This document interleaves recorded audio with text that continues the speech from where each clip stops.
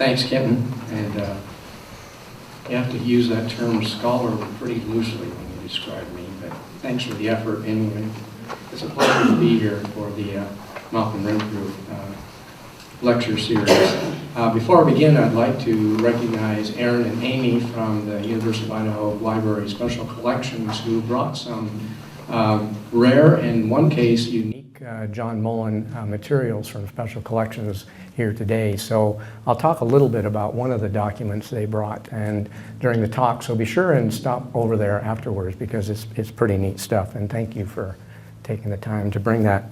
Well, it's a pleasure to be here today in Moscow, Washington. At least it would be Moscow, Washington if John Mullin had had his way, and we'll talk a little bit more about that later on too. But it's a particular pleasure to be here at a lecture series named after Malcolm Renfrew. Many people in this room, I know, knew Malcolm in many different ways as one of the nation's leading chemists, as an outstanding artist, perhaps as a trombonist. I first met Malcolm about 40 years ago when I was the director of the Latah County Historical Society, and I decided to do an exhibit on the company town of Potlatch. And Malcolm, a very strong member of the Historical Society, heard about that and came in to visit with me and started spinning yarns about his time growing up in Potlatch. Later, I decided to write a book about that unique company town, as Kenton mentioned. And Malcolm served as a primary informant for me as I was working through that project. Malcolm really loved Potlatch. Those of you who know him know that. But Malcolm was always one, being a scientist, who questioned, and he recognized that Potlatch was far from a perfect community. Too often, historians run into informants who want to romanticize the past, but that was never Malcolm's way.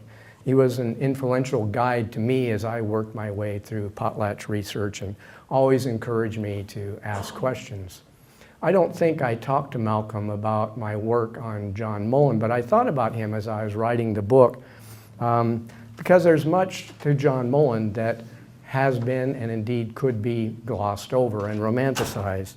But as I delved into the life of this character who's really important in Northwest history, I thought of Malcolm's advice to always question. Our heroes always have flaws, he probably would have said. And today I'd like to tell you about some of the things about John Mullin I discovered, including some of those flaws. But first, I suppose I should explain who John Mullin was. If I give a talk about John Mullin in some places in the Northwest, say the town of Mullen, for example, or Walla Walla, where his road started, you can pretty much take it for granted that people know the guy I'm talking about. Indeed, more than 150 years after he built his road, John Mullin still has a fan club. We meet once a year and we discuss everything Mullin. We call ourselves Mullinites. And last year we met in Fort Benton on the John Mullin Road, and the New York Times, amazingly, this is a true story, sent out a reporter and a photographer to see what all this Mullin hubbub was about. And they ran a very large 2-page story on the gathering with colored photographs, which of course was great vindication to those of us who are Mullinized, who kind of labored in obscurity for many years, a validation that in fact Mullin deserved our accolades. But the Mullin Road never came through Latah County, so a little background might be in order for this group. Between 1859 and 1862, John Mullin supervised the construction of the first engineered highway in the Pacific Northwest, a 625-mile road from Fort Walla Walla to Fort Benton, and therefore, in essence, fulfilling Thomas Jefferson's dream when he had sent Lewis and Clark out west 50 years before Mullin to connect the headwaters of the Missouri and the Columbia Rivers. Well, I'm not going to go into too much detail about Mullin's Road. If you're interested, I did bring copies of the book here. There's 3 chapters about the road in the book, but it's the one part of his life that we tend to know something about. It was a remarkable achievement, and it was largely responsible for settlement of a very large area. Communities sprang up along what basically was a thoroughfare in its day: Spokane, Post Falls, Coeur d'Alene, Missoula, specifically because it provided the most reliable connection to the outside world. And the Northwest of today would look much different than it does today if it hadn't been for the Mullin Road. Still, interesting, over the years, the Mullin Road has had its fair share of critics, people who usually say that John Mullin took the wrong route over the Bitterroot Mountains, that it was never a suitable highway for wagons. And it's true that the mountain crossing, basically from Cataldo Mission, which John Mullin was there when John Mullin was building his road, into what is now western Montana, was a very difficult crossing indeed. An 1869 traveler described that part of Mullin's Road this way: "It is decidedly the longest, hilliest, stoniest, muddiest, crookedest road ever attempted to be built by human hands."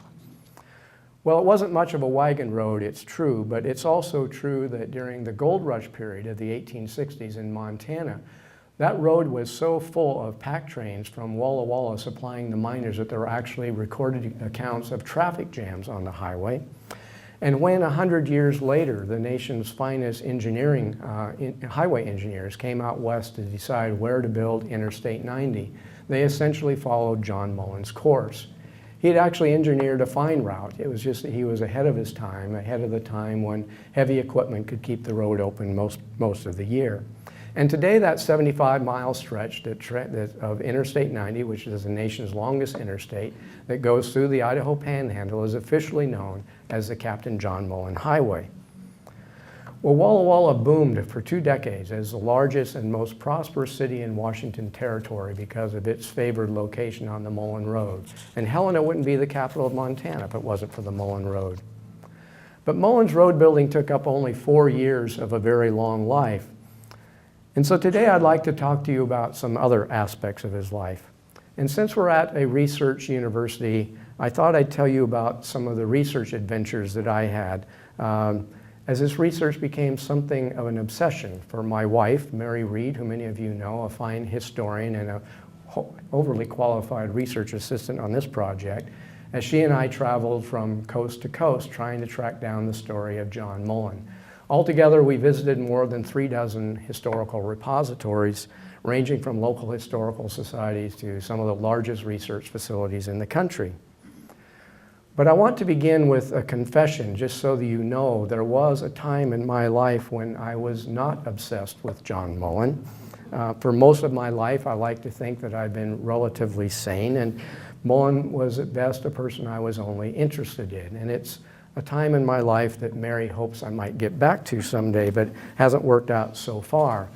So how then did this obsession with John Mullin begin?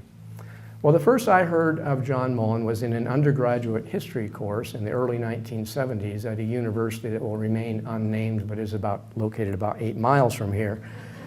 It's common in undergraduate history courses to discuss the Mullin Road because historians have long recognized its significance in the settlement of the Northwest. And once I'd heard of him, I'd find myself out driving around the Inland Empire on weekends, and I'd find reminders of John Mullin and his road, and they're not hard to find. There are more than 24 massive monuments to the Mullin Road in 3 states. There are historical markers and interpretive signs all along that 625-mile course. It makes it one of the most monumentalized historic events in the West, in many ways worthy of a Civil War battlefield. But still, I was in those days what you might call a Mullin fancier, not yet a true Mullinite. And I remember the exact moment. There was an exact moment when my curiosity became an obsession. It was on a winter night in 2007. I keep files, as many writers do, about possible future writing projects. I keep putting little pieces of paper and notes in these files, thinking that someday one of these might turn out to be an award-winning book. Hasn't quite turned out like I'd planned, but nonetheless, in 2007, I went to those files, and pretty much to my surprise, I saw that I'd been gathering little notes about a possible biography of John Mullin since 1986. And on that night in 2007, after looking at that growing John Mullin file, I went to my computer, and that's what touched off my obsession. Until then, I'd always been pretty frustrated with John Mullin. On the one hand, it seemed that really we knew maybe as much as we needed to know about this guy. I mean, we know about the town of Mullin, we know about the various schools named after Mullin, parks in many communities, Little League fields, modern housing developments, shopping plazas bearing the Mullin name, and in virtually every town located along that long road, there's a Mullin Street. And as a historian, I'd also noticed that virtually every book about 19th century Northwest, every good history book, talked about the Mullin Road and its significance in settling the West. But with all of this Mullin mania around us, I realized that I really didn't know who John Mullin the person was. He appears regularly in our history books, usually for only a very brief chronological period of time, and then disappears from the written record. Usually he makes that appearance in our books as a young Army lieutenant just out of West Point who joins the Isaac Stevens Pacific Railroad Survey of the 1850s, when the government sent out 5 different survey groups to try and find the best route for a transcontinental railroad. And the Stevens group was the one that took the northernmost route, what would become the Northern Pacific eventually. Stevens would become Mullin's mentor, and Stevens was also, in addition to surveying for railroads and making treaties with Indian tribes, was also the first territorial governor of Washington. So he had to make his way over to Olympia to assume those duties. So he left John Mullin, this young lieutenant in the Bitterroot Valley, to undertake some of the most significant explorations of the American West.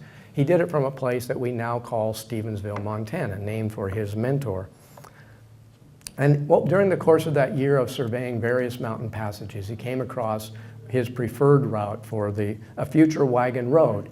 A wagon road was essential to the construction of a railroad because you'd have to have a wagon road first in order to take in the supplies. Stevens, who was very well connected in the political circles in Washington, D.C., once that road had been authorized, lobbied hard for his young friend to be the person who supervised construction. And after a hiatus of a few years when Mullin served in various posts in the East, he comes back into the history book picture in 1858 and 59 to construct his road. And it was a remarkable achievement, overseen by a young Army officer of drive and ambition. Most books state that Mullin built his road between 1859 and 1862, but actually he began road construction in 1858, improving an existing road out of the Dalles that would connect up with his road in Walla Walla. And he and his crew were working one day when an Army courier came riding up on a hard-ridden horse with shocking news. Virtually all of a party of men that Colonel Edward Steptoe had led out of Fort Walla Walla a few days earlier, had been massacred. Well, the number of troops who were killed in that event turned out to be an exaggeration. But there's no mistaking that Edward Steptoe almost became George Custer before there was a last stand. Immediately, the nation's press began to referring to this Army embarrassment as Steptoe's disaster. And what's almost overlooked in this, one of the most important events in our part of the world, is that the Confederated Tribes of inland Indians really didn't want to do battle with Edward Steptoe. He just happened to be in the way. What they really wanted to do was to wipe out John Mullin and his road-building crew. The resulting War of 1858, which really transformed our part of the world, was largely fought over Mullin's road. Isaac Stevens had signed treaties with inland tribes in 1855, ceding land in what would become eastern Washington to the federal government, largely so that John Mullin could build his road. But those treaties had not been ratified by the Senate. And the tribes were well aware of what John Mullin was doing outside of the Dalles. And they knew that a highway through their land would basically destroy their way of life.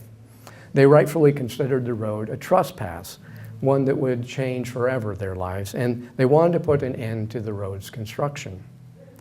A few days after the battle, Colonel Steptoe wrote to his commanding officer, putting the episode in a real historical perspective, one that places the Mullin Road at the center of these hostilities, but one that most historians have missed. The fight with my command only committed the Indians to hostilities a little earlier, and probably under more fortunate circumstances to us. The Coeur d'Alenes and Spokanes had bound themselves to massacre any party that should attempt to make a road survey. I make no question that Lieutenant Mullin's party has been saved from destruction. Mullin agreed.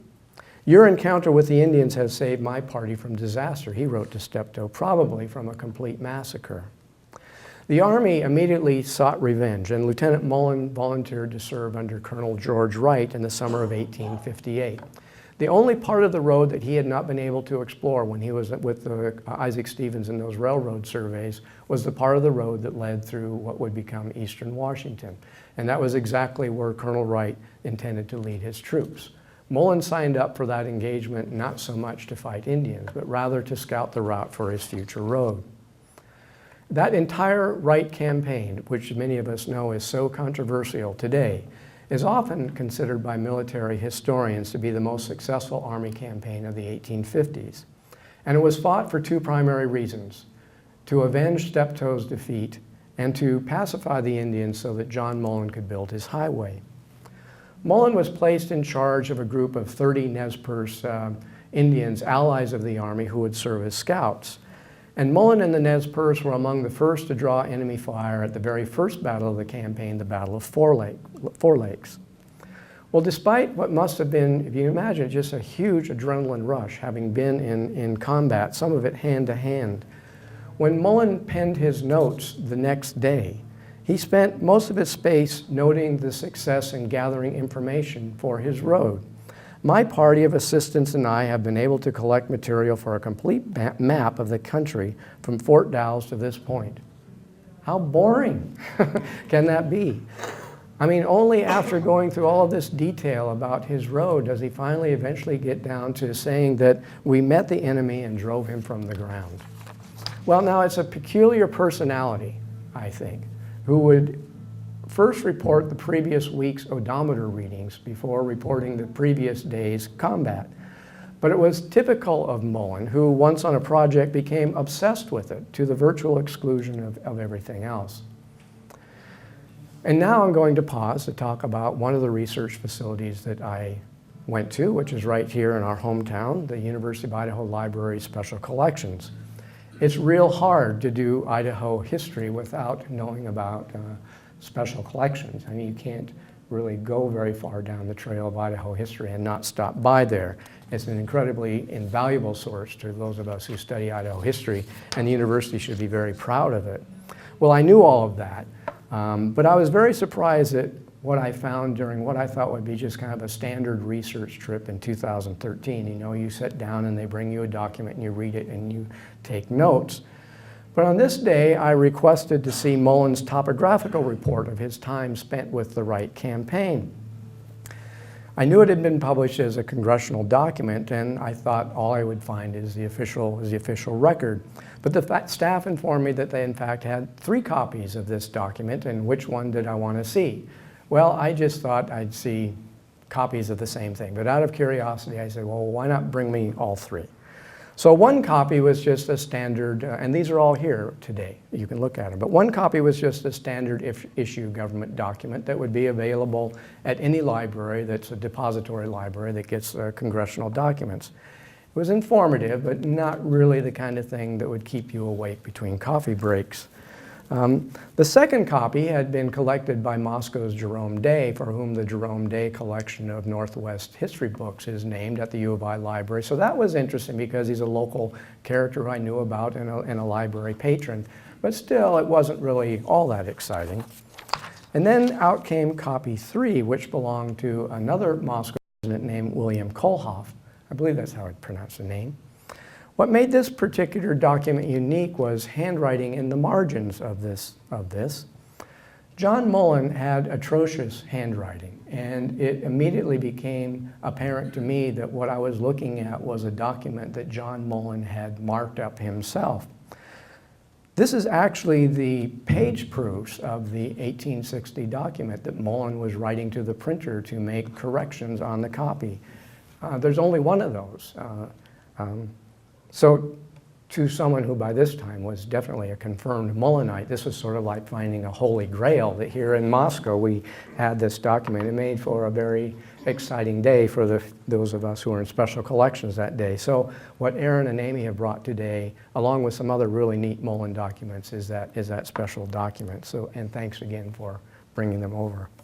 Well, okay, so back to our story. So once Wright had cleared the way of, pacified the Indians for the construction of the road, the next year, despite really seemingly insurmountable odds, incredibly harsh winters, and unforgiving landscape, overly priced labor, Mullin persevered in his road building, and over the course of 4 years built this highway. And it was an accomplishment that has fascinated Northwesterners ever since that time.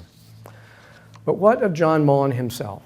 He exits the Northwest as a young 32-year-old Army officer. In the midst of America's bloodiest war, he resigns from the Army and then disappears from the historical record. The few brief biographical articles that existed hardly mentioned anything about John Mullin after 1862. And yet Mullin died in 1909, just about the time cars were making their first trips over his former wagon road. His life spanned an era of immense technological change, and surely I thought as I was gathering all those slips of paper there must be a story here, but I was frustrated because there was never enough depth of the research materials to really write a biography. Well, on that night in 2007, as I mentioned, I'd been gathering notes about Mullin for about 2 decades. And when my obsession began, I went to my computer and I got onto a site called WorldCat. It's a really fascinating site. The world's records repositories at your fingertips, something along those lines is what its banner headline says. And on that winter night, I typed in John Mullin as I had at the WorldCat site before. But this time, a remarkable notice just popped to the very top of all of the entries about John Mullin. It read that Georgetown University Archives held, quote, the John Mullin papers containing documents generated and collected by Mullin, 1830 to 1909, pioneer, military engineer, and attorney, best known for constructing the military road in the American West, stored in 13 archival boxes. Well, I mean, wow, yeah. It was a eureka moment for a historian, the moment when I became obsessed with John Mullin, the moment that my wife wishes had never happened.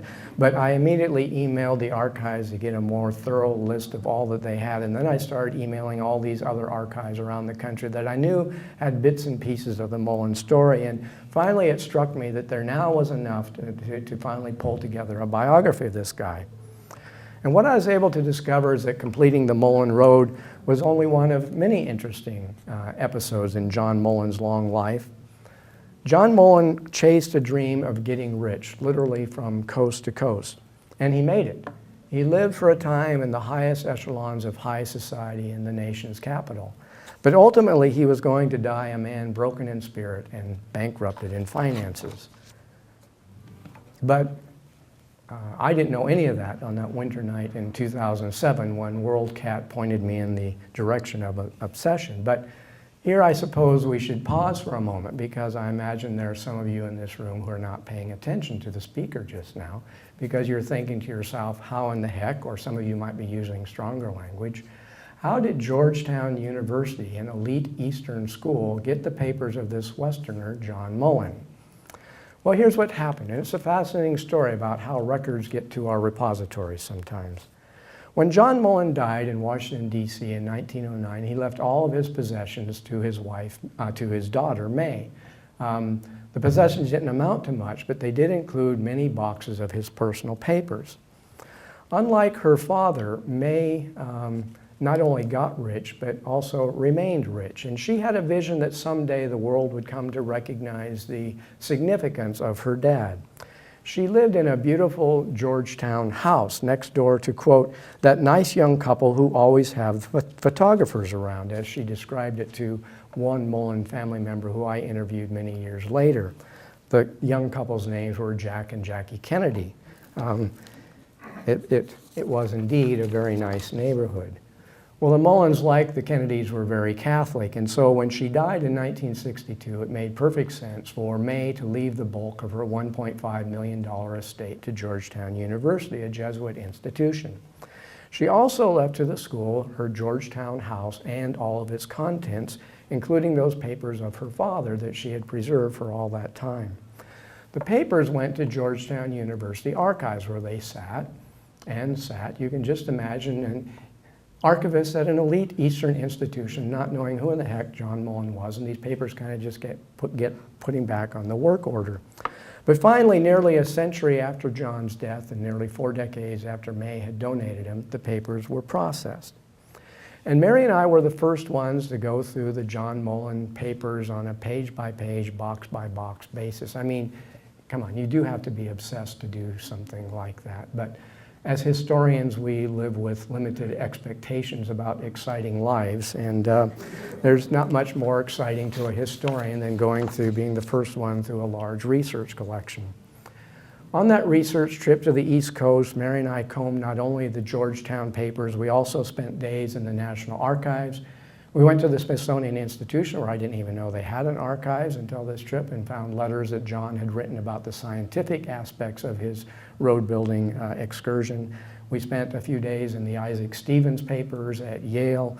We subjected our rental car to extreme security checks so we could do research at West Point. And it was all very exciting for a couple of historians. But sometimes as historians, we get too obsessed with paper. We forget just to look around us. There's no richer historical resource to me than a landscape. There are things you can contemplate when looking at a landscape that you would never learn by reading something on paper. And that experience struck me when Mary and I spent a day in Annapolis, John's hometown, where we had made arrangements for the city historian to meet us and show us around the Annapolis as it would have appeared in John's day. The Mullin house no longer exists, but she eagerly showed us where it was. It had been a very modest house where the Mullin family of 13 lived in very cramped quarters. And it was there on that site that a revelation struck me, a revelation that turned out to be a key to understanding this guy, something I never could have really learned just by reading items in an archives. That small Mullin house was bordered by 3 grand mansions. One was built for a signer of the Declaration of Independence. One served as the inspiration for Thomas Jefferson for Monticello. The juxtaposition of those 3 beautiful mansions as some of the finest in America at the time, and the Mullin modest frame house could not have been more stark. And it was while walking those streets of old Annapolis that it struck me that Mullin's lifelong aspiration to emulate those childhood neighbors, to get rich, often skirting ethical and legal boundaries to do so, began right here in Annapolis. Making a reputation as a road builder was never John Mullin's end game. It was just a way for him to finally get fame and fortune. When Mullin completed his road, he received a promotion to captain and journeyed to Washington, D.C. to write his road report, which we have over here, for the Army. Much to the consternation of his superior officers who just wanted him to buckle down and get the report done, Mullin was always fascinated by politics. And just think, if you're fascinated by politics, what a time to be in Washington, D.C. in that winter of 1862-63 during the height of the Civil War. In the Abraham Lincoln papers in the National Archives, you can find a letter that John Mullin wrote to President Lincoln on March 4th, 1863, the very day that Lincoln signed the act that created Idaho Territory. He asked Lincoln to appoint him as the first territorial governor. Idaho, which at first consisted also of all of Montana and virtually all of Wyoming, was born of the Civil War. And Congress knew, the 37th Congress knew as it came into session in 1862, that it was going to establish a new territory in the West. But Congress was just a little bit busy with the Civil War and didn't have a lot of time or expertise to worry about what the boundaries of this new Western territory should be. So the chair of the House Committee on Territories turned to John Mullin, who was in D.C. that winter and knew more about this area than anyone else living in the city at the time, and asked him to write up a map showing new boundaries. And I brought a copy over here of the map that John Mullin drew of what the Northwest should look like. Mullin's map, to me, made exquisite geographical sense. We would have been much better served over the years had Mullin's map won out for the shape of Idaho and Washington. It included what became the Idaho Panhandle, including where we are meeting here in Moscow, as a part of Washington Territory, along with a part of western Montana. Everything south of today's Cottonwood and east of Butte, Mullin lumped into this large other territory, which he called Idaho. And Mullin had reason to believe that his idea, his vision of the West would pass Congress. And indeed, on February 12, 1863, the House of Representatives easily passed a bill that included Mullin's map for what the Northwest should look like. It's important to think about that today. One House of the United States Congress passed a law that would have completely changed the shape of Idaho. But unbeknownst to Mullin, also working in Washington, D.C. that winter, was Washington Territorial's delegate to Congress, a man by the name of William Wallace, who was quietly working with the Senate on a very different vision of what the Northwest should look like. And he also constructed a map, and his map shows Washington Territory's boundaries exactly where the state of Washington boundaries are now, just a mile or so to the west. Wallace, in a surprise move, introduced his version of what the West should look like on the very last day of the 37th Congress. And if Congress was going to act to create this new territory, there was not time for a conference committee. One house was going to have to cave to the other, and the House of Representatives caved into the Senate version.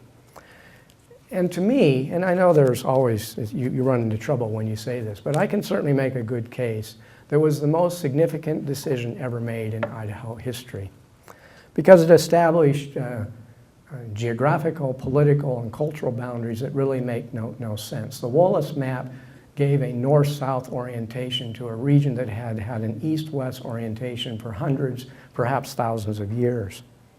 And in 1864, Congress did even better. They came and carved hard into Idaho when they created Montana, therefore leaving Idaho with its awkward and isolated panhandle, which has had political repercussions ever since. Well, despite the fact that the West would have been much better served had John Mullin won the battle of the dueling maps, the fact is that he had been completely outmaneuvered by William Wallace, and when Lincoln appointed the first territorial governor, it wasn't too much of a surprise that he ignored John Mullin and appointed William Wallace as that first governor. Well, Mullin promptly resigned from the Army, and historians have speculated about why he would do so at a time when West Point graduates were receiving rapid promotions during the Civil War. Most have concluded that Mullin, who was born in Virginia and spent most of his life growing up in Maryland, had mixed feelings about the conflict. But in fact, Mullin considered it, those people who resigned from the Army to join the Confederate forces to be traitors. Other historians have speculated that Mullin resigned because he was angry at Lincoln for not appointing him as governor. But the Mullin papers at Georgetown tell a different story, and speculation is now no longer necessary. Mary and I were opening boxes late one afternoon after yet another day of trying to read John Mullin's atrocious handwriting, when we came across a very fragile diary in a very different hand written by a young woman very much in love. To my knowledge, that document had never been seen by anyone other than the person who wrote it, her daughter, and the archivist who processed the papers. It was the 1859 diary of Rebecca Williamson, who 4 years later would become Rebecca Mullin. A diary written as if addressed to her future husband, who had been courting her for 3 years. John had just left the Williamson household in Baltimore to begin his road building in the West, and Rebecca mourned his absence. When you parted, my best beloved friend, you can form but a slight idea of the emotion that stirred my very soul. Rebecca thought about their time together. She knew that they would be married someday, and it's apparent that she had serious reservations about a decision that John had already made to leave the Army once he completed his road. She wrote, "In the Army, you can always maintain your position as a gentleman, and you have leisure to devote those pursuits from which you derive so much pleasure." I mean, I think we should use that in Army recruiting brochures today, actually. It's better than anyone else could write. But what's obvious from that is, as early as 1859, John had revealed to Rebecca that at the appropriate time, with his reputation as a road builder firmly in hand, he planned to resign the Army and pursue that goal that he always had, to get rich. His resignation from the Army had nothing to do with Confederate sympathies or with presidential snubs. He just wanted to go west and make money. And the opportunity to resign came very shortly after Lincoln appointed William Wallace as governor, when a group of capitalists encouraged John Mullin to return to Walla Walla and to head up a venture to construct a short line railroad from Wallula Junction on the Columbia River to Walla Walla to connect up with his new road.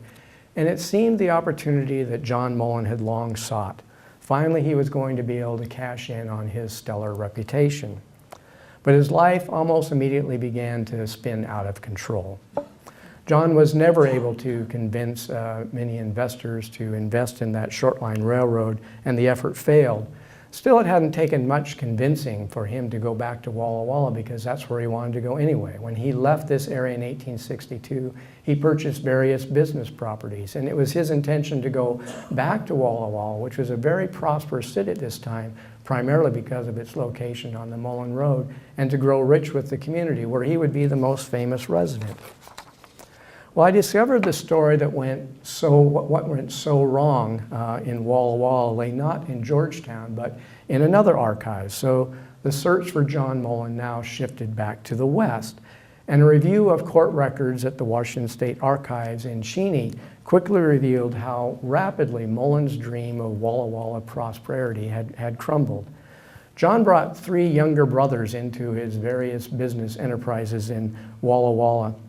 And although that family had seemed on the surface fairly tightly knit when they were all living in that one house in Annapolis, the potential for economic gain soon turned that relationship into cutthroat competition.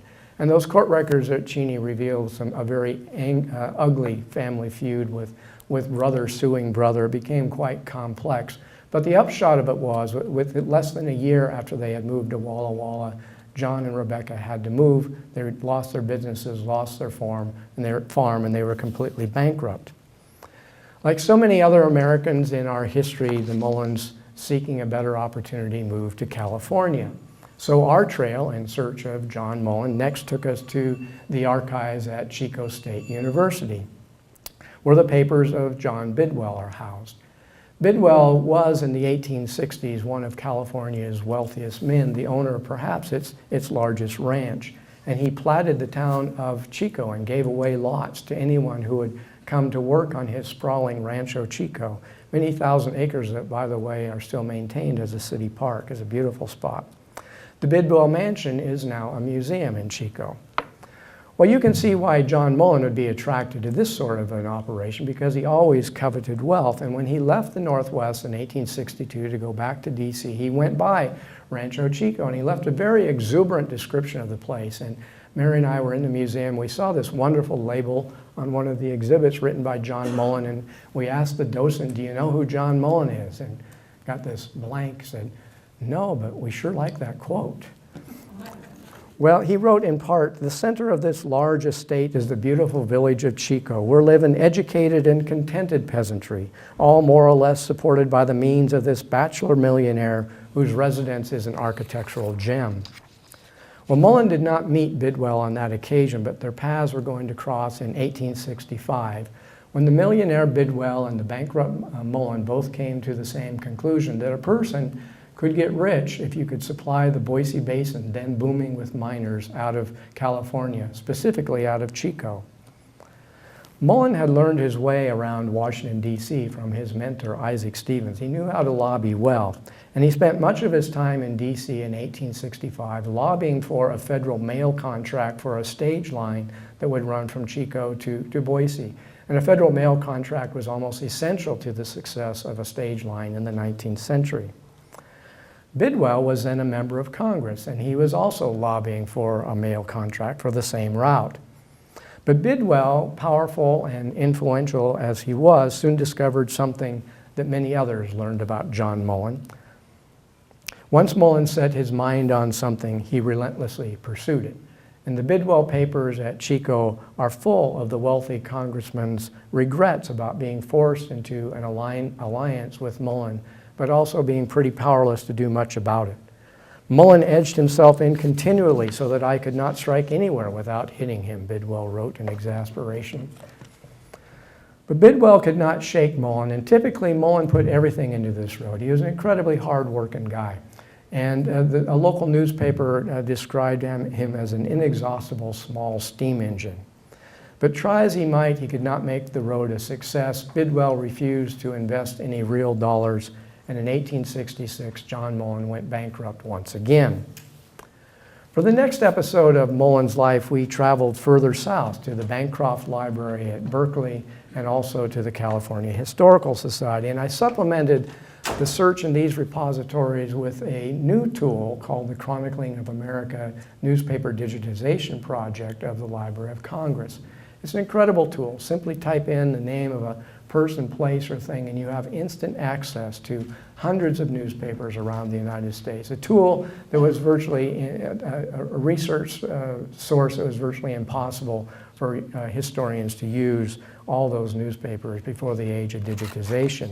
And for those of you who might be doing research in Idaho, the Idaho State Historical Society has now partnered with the Library of Congress, and Idaho papers are now being added to that digital library. Well, in those sources, I discovered how Mullin had risen phoenix-like from the ashes of his bankruptcies in Walla Walla and Chico. He became a lawyer. And he moved to San Francisco and opened a law firm with a partner named Frederick Hyde. And they prospered by working the darkest corners of California land law, a young, unregulated state at the time ripe for speculation. And Mullin and Hyde took full advantage, engaging in a practice that finally brought Mullin the prosperity that he had always sought, but at the cost of his carefully honed reputation.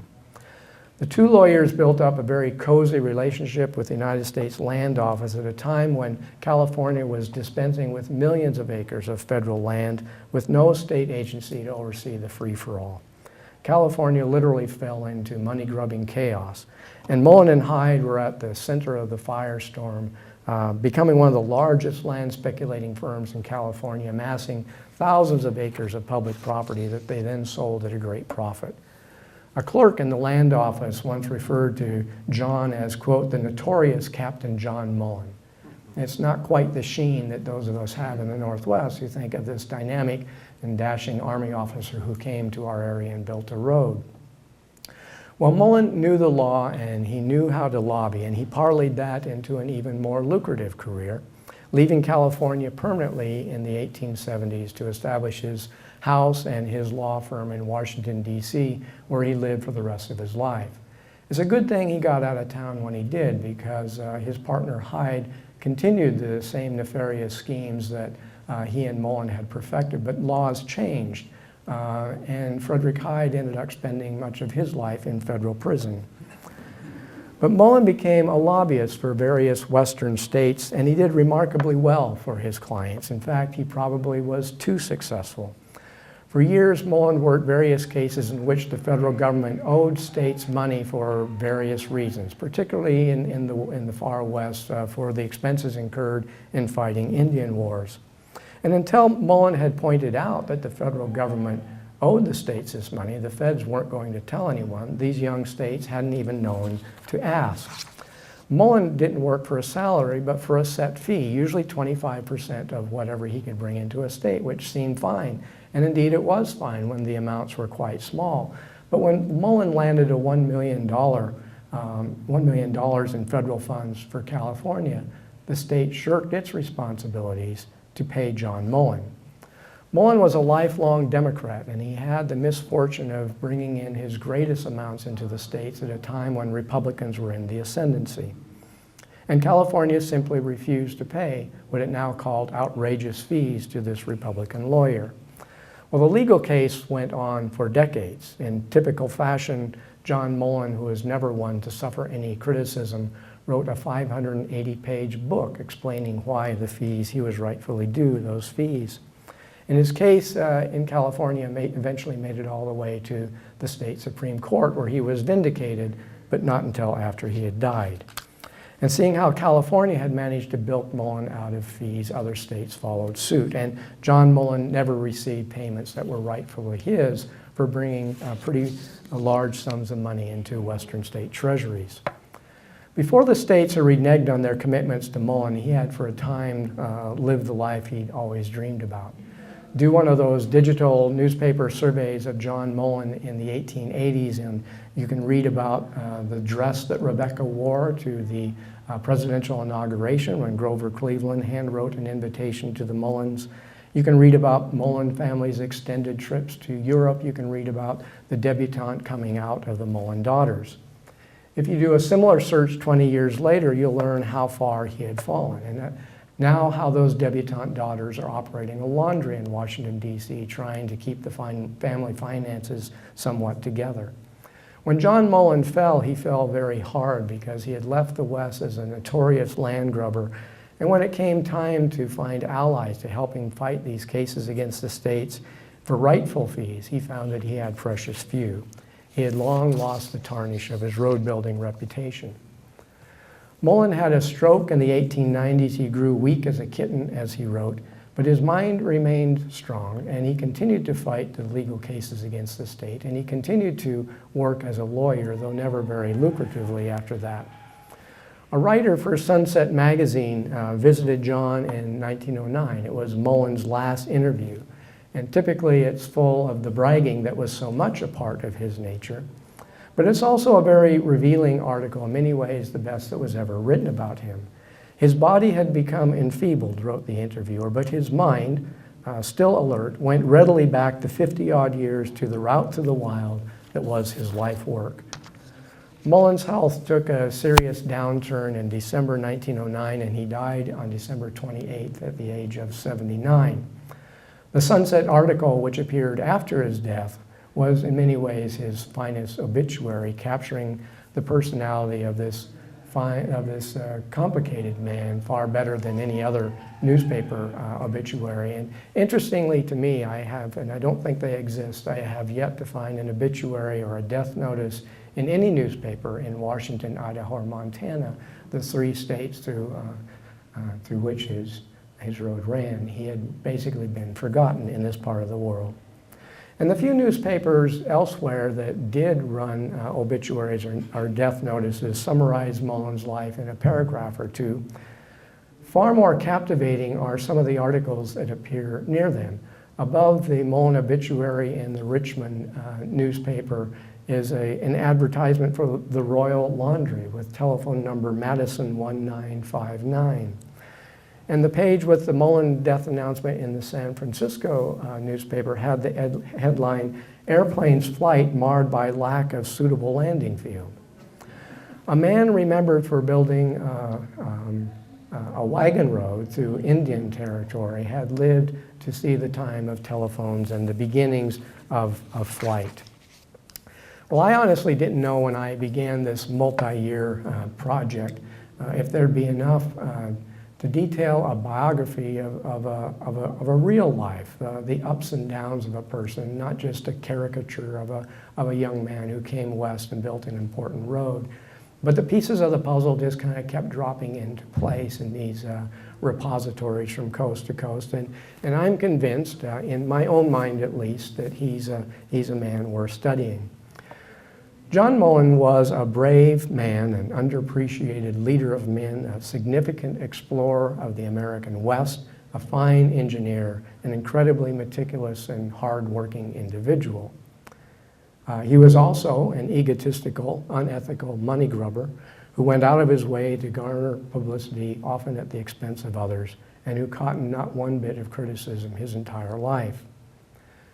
But actually, that's the way of history. It is always messy. It's not romanticized.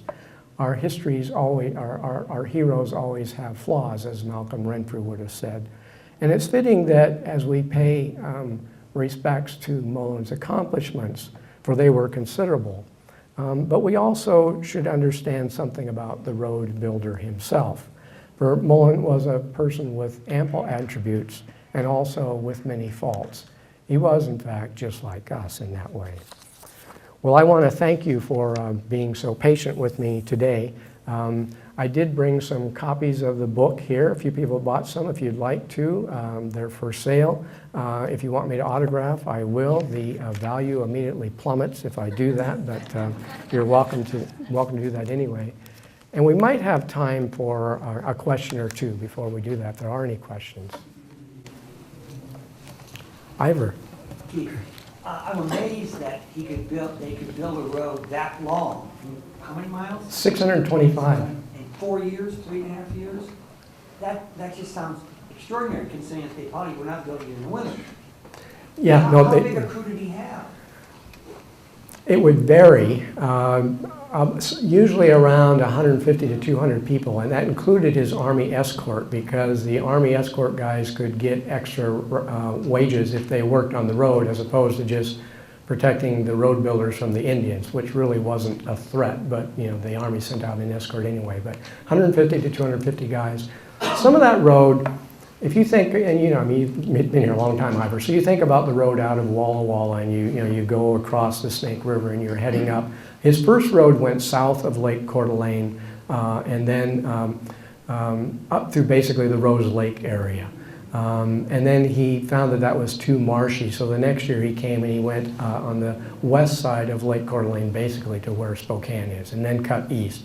But if you think about building a road from Walla Walla to Spokane, you're kind of just moving boulders out of the way, and you're basically making wagon tracks. That was pretty easy. And it's similar on the east in what's now western Montana as you're heading north to Fort Benton. So the struggle was all of that area in between, and that was a killer. And they built hundreds of bridges which would wash out. Trees would collapse over the highway. They were supposed to make this road by Army standards 25 feet wide, and they did the best they could, but the road was always washing out, and that road through the Bitterroots was tough. But I don't think there's any place he could have gone, really, that wouldn't have been a real road building challenge in those days. Any other questions? Yes? So did he explicitly consider Lolo Pass? Oh, yes, indeed. He explored many different routes when he, in that winter, that year of 1853-54. And he left Lolo Pass to the end because he was a true fan of Lewis and Clark. He knew those journals intimately. The first ever public lecture in Montana was a public lecture that John Mullin gave about his heroes, Lewis and Clark. And he trusted their writing that was a miserable place. And in fact, he came out of that, and his writings are even worse than William Clark's about what a miserable passage it was, and said it would never be suitable for a wagon road or a railroad. Interestingly, as he came out of the woods, he came right down to the farm of William and Isabel Craig, which is just out of Lapway, and there was a lot of Nez Perce raising vegetables there. They sold onions and potatoes and squash to the Mullins guys who hadn't had any fresh food in over a year. It was they were really happy to get out of those mountains, but he did look at them. Yes? Could you describe the road surface that made up the road that he built? Well, it's basically just compact earth, and they did as little grading as they could. They would often go around obstacles rather than grade. They had black powder to blast if they needed to, and there's places in Montana where you can still see that, where they didn't have any choice, but all that slowed things down. So they're just basically removing stumps, removing trees, running their wagons back and forth to create a road, and every mile putting a marker saying how many miles you are either from Fort Benton or Walla Walla, and on that marker usually they leave a note saying, half a mile further west you'll find good ground for grazing, and water is ahead, and so on. I mean, getting to water every night was sort of the 19th century equivalent of building a highway with gas stations. You had to have water and you had to have grass, so they would leave those sorts of notes. But basically they're just clearing the trees so that people could go through with a wagon. Did he have a standard width? Supposed to be 25 feet. And then the bridges were planked bridges. They had whipsaws, and they built. You can't tell how many bridges they built. I mean, they got so many that they didn't even keep recording them. Probably upwards of 100 bridges. Their word for the Coeur d'Alene River was the Crooked River. And every time, as we do now, as we go over Highway 90, how many times you cross the rivers, cross the rivers. So, and the Clark Fork the same way. I'll take one more. And then we better stop. One of the questions always in the Coeur d'Alene district has been, did anybody on Mullin's crew ever find gold when they went by Osborne? Did you ever see anything? Yep. Oh yeah, they did, and it's in Mullin's journal, and they're all happy. I can find that exact page for it. I don't know it now, but yeah, and in fact, Mullin tried to keep that really quiet. I mean, he basically bashed the guys over the head because it was hard enough to get a work crew. I mean, think about it. You're supplying all of this out of the Dalles, And supply is a story in itself. I mean, it's like this inchworm, these wagons that are coming from the Dalles, constantly supplying these guys, going back, getting more supplies. And if word got out that there was gold somewhere along the route, well, all of his crew would leave. There'd be no one to haul the supplies. It would have been a mess. So they did discover gold up there, and it's written about, but he kept it real quiet. Thank you very much.